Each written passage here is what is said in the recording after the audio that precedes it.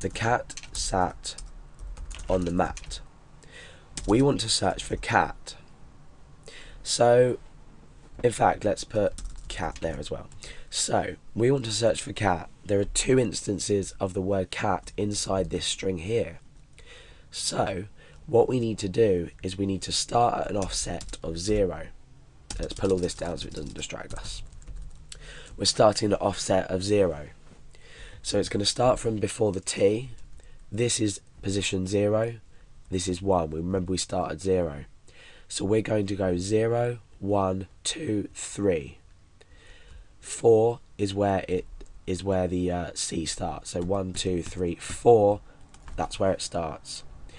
Now our position is our offset is now equal to 4. Or no, sorry, this substring equals 4, and our offset equals 0 still. This is probably a better way to represent it.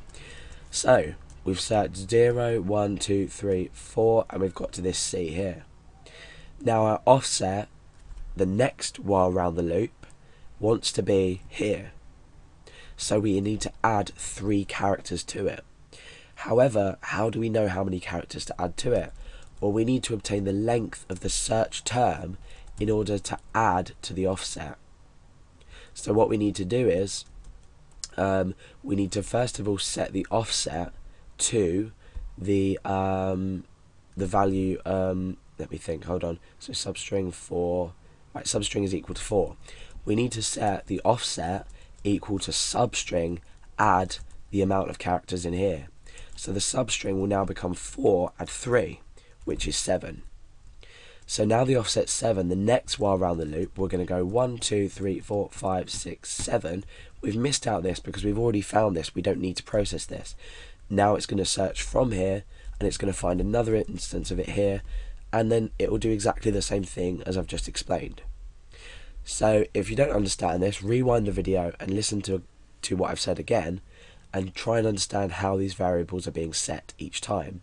Remember, we can use the string len function with this cat to obtain the length of the string, so that's not a problem.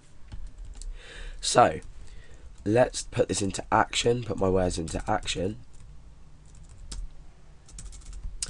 and let's pull that up. And so we're in the loop. Let's say this returns as 4 like we did before. So remember, it was 4 characters. Now we don't need to think about this yet, we just need to do the code and then we can test to see if it works. So the offset is now going to be equal to strpos add, and we need to add the string length of the search text. So let's come down here and say search length equals strlen. This is going to return the length of the string in an integer. So search. Now what we do is just add that on. Okay. So now what will happen is the next while around this loop, the offset will dynamically change because we've used a variable here and we've changed the variable here. When we started at 0, each time around the loop, this is going to be dynamic and change. So let's echo this out each time. Put a line break on the end so we can test what we're doing. So the cat sat on the mat, or the cat sat on the cat. We're going to search for cat. We're replacing with, at the moment this doesn't matter because we haven't taken this into account in our program. So we click find and replace, and we'll return with 7 and 22. Now this has disappeared, but let's just retype it. Now let's double check that everything's right. So 1, 2, 3, 4, 5, 6, 7. Remember, we're starting now from there. We've already got the substring. In fact, let's echo the substring as well, or the string pos rather. Sorry. So echo str pos. This is this, which is changing. Remember, and we'll put a break on the end of that. So we're going to output the string position, then the offset, then the string position again, then the offset, because we've got 2 instances of cat. So search for cat, replace with monkey, find and replace. So let's type this again. The cat. So at position 4, 1, 2, 3, 4, we find the word cat. We skip this because we know the position, so that's fine. We can we can replace that later with the substring replace function.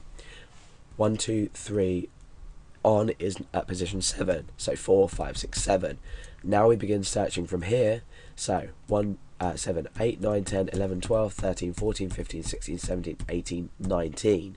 At 19 here we find the instance of the word cat, and 3 later we end up with 22. Now at this point we're at the end of the string, so in our program this is going to evaluate to false, so we're going to break the loop. It's as simple as that, thinking about it. However, when you are writing it, you might find it a bit hard to get around the logic. So if I was to say cat, cat, cat after this, and I'm searching for cat, again monkey doesn't matter right now, and I can replace, we get a whole bunch of variables, numbers here, sorry, telling us the position and where we're starting from after. The same if I was to just type monkey, search for monkey and replace with cat, for example, find and replace, oh, monkey, monkey, cat. Oh, okay. Okay, we'll address this issue later when we test it.